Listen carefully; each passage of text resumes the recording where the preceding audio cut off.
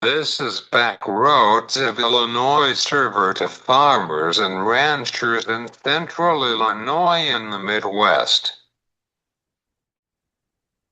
This is back roads of Illinois server to farmers and ranchers in central Illinois and the Midwest. I am Cesar Delgado. The grains markets is lower than previously years. She is an executive director, and she is a grains analysis of the farm futures and part of the farm progress. It's Pam Caraway from Farm Futures.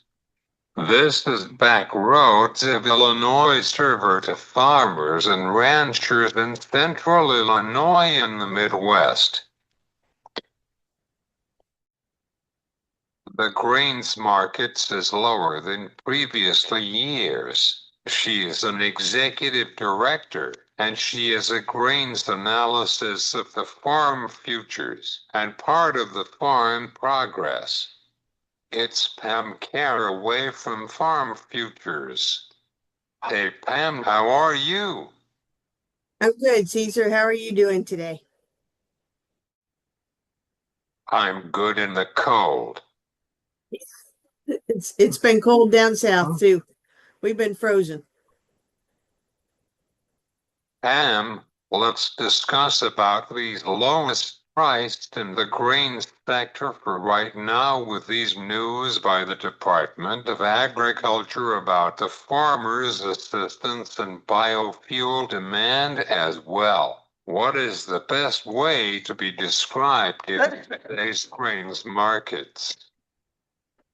What this grain market is looking for is demand. The tariff wars, battles, skirmishes, day-to-day uproar have done is create volatility in the market based on uncertainty. And the greatest way, the most productive way for us to bring back any kind of normalcy to our grain markets is to see increased demand for soybean, for corn. We've had a lot of focus on increased demand based on China's purchases. You'll see in the Farm Futures issue for January, February, which will be out later this month, that we take a look at, how do we work around China? How do we quit relying on China? It's definitely time for us to break those chains. On the biofuel side of it, I was at a clean energy conference earlier this month. Actually, sorry, late January, just a couple weeks ago. And we are looking at some significant demand. While we may look at, the tariff wars is causing havoc in the market, one of the things the Trump administration is doing is being supportive of a clean fuels agenda and some clean fuels policies that could go a long way to increase in domestic demand for both soybean and corn. What was your take on the corn yield on the January report? Could you break it down for us? I think everybody who followed that report, who saw the report, was stunned to see those high numbers. And we'll see how that plays out this year. There are a lot of people who question the numbers. A lot of folks looking at where our yields are, listening to farmers to talk about their yields. The USDA is our barometer. And a lot of market decisions and marketing decisions and prices are based on those numbers. And those high numbers have come under suspicion. There's some question about how accurate those are. Of course, I was pretty surprised by that. Sure. I don't know anyone who wasn't, Caesar. Join the crowd.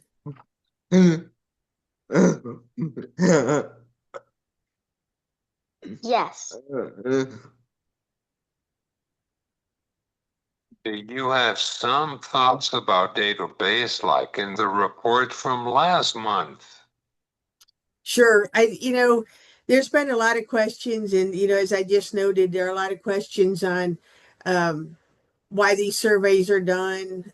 Farmers who are not happy, who want to look at um, those numbers and blame USDA or anybody else's numbers. All of the major brokerage firms do their own surveys and do their own estimates. Sometimes USDA and the trades come very close. Sometimes, they're way off. This was one of the times when they're way off, but we need to keep looking and to perhaps look at all of these numbers with an educated eye, to, as we should do with any information that comes our way, to critically consume information and determine for ourselves which sources are accurate, which are not, and how we balance those, particularly for farmers working on their own marketing plans. Um, One of the ways for farmers to do that is to look at what price they need to make a profit on their farm. Use the break evens and the production costs that are estimated in your states and nationally as a barometer, as a benchmark for uh, how your prices, how your production costs are weighing, where they align and where they don't. And then take a look at what prices you can make money at. Um, if your production costs are lower than the state, you have a greater shot at, making money. And if they're higher, you should take a look at, what are you doing, and how could you um, decrease your production costs. We've been writing a lot about that in Farm Futures. We've got folks like Dave Cole, David Widmar, um, the team over at agmarket.net, the team at Comstock, who take a look at what farmers can evaluate, how they can determine their cost of production, and then how they can make that low without impeding their opportunity for high yield. Well, E15 year around, which was not passing through, but how can we expect it for this year? There is still a very strong push for E15, and of course, that will increase corn demand. And one of the things to look at with E15 is the vast number of bushels that we would consume increasing by increasing to year-round E15. Naomi Bloom from Total Farm Marketing wrote an excellent article about that recently. Every percentage increase, if we go E10, 11, 12, I mean, E15 is kind of where we're looking. But that's a 50% increase in demand just from biofuel. So to see that ethanol mandate come through would be a huge boon for farmers. And that's why you saw corn farmers out there protesting that nothing was done with it here recently. So it's time to stop kicking that can down the road and for Congress to take some action. It's a win-win across the board. Finally, what is the importance for handling multiple sources of information about the corn yield? Yeah, I would say for farmers to take a look at their own yields, focus on getting high yields, and be aware of when the market could bounce on us. When we are looking at a WASDE report coming out, when we're looking at various crop production reports from USDA, you're likely to see market action. So be prepared ahead of that. Put in your orders. If you, for instance, we just have an article up today about, don't look at for $5 corn, don't make that your mentality. Look at where you can make a profit. But say you want to sell some of your corn at 480, put that order in ahead of one of those major reports. So if it does hit that, it automatically you automatically sell. You don't have to try and get hold of your broker. You don't have to get on a computer. Your order's already in that trigger, and that's how you're going to be able to make money. Thanks, Pam. You have a good day. Thank you, Caesar. Always delightful grateful to talk to you, and all the best to you. Uh,